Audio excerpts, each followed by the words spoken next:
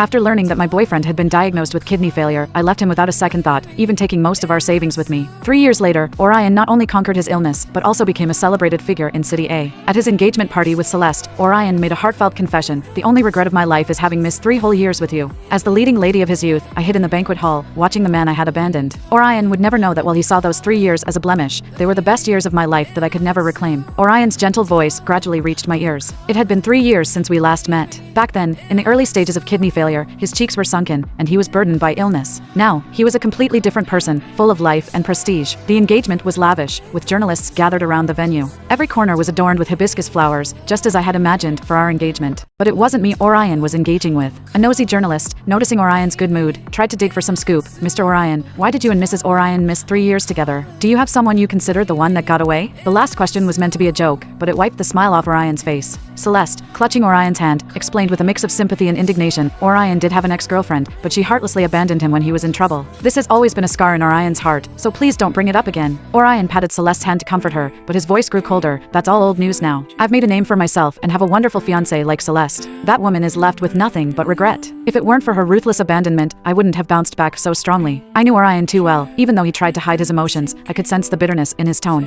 Just as I was lost in thought, my colleague nudged me. "Nora, quickly bring the cake-cutting knife." "Nora!" Pushed by my colleague, I accidentally stumbled out of the crowd. Upon seeing me, Orion's eyes widened. Celeste exclaimed in disbelief, "Nora, what are you doing here?" Clinging to Orion's arm, she eyed me suspiciously. "Why are you here? You abandoned Orion 3 years ago, and now you want to cling to him because he's successful? Nora, how can you be so selfish?" With every word Celeste spoke, Orion's gaze grew colder. I awkwardly got up from the floor. I'm just working here." Hearing my words, Orion chuckled dismissively, looking me over from head to toe with disdain. 3 years and you're reduced to being a waitress. How laughable. "Nora, do you regret leaving me back then?" Speaking of the past, Orion's voice tightened, his eyes piercing through me. After all, it must have been the most humiliating time of his life. Not only diagnosed with kidney failure, but also abandoned by me, his girlfriend of many years. To his surprise, I mustered a standard smile. "No regrets. Mr. Orion, I earn my living with my own hands. There's no shame in that. You should go cut the cake with Mrs. Orion." Orion was momentarily stunned when I calmly referred to Celeste as Mrs. Orion. Back in the day, after every setback in his startup, Orion would hold me and promise, "Nora, I'll succeed someday. I want everyone to respectfully call you Mrs. Orion." And I would boldly wrap my arms around his neck. "Whether or not you succeed, Mrs. Orion can only be me."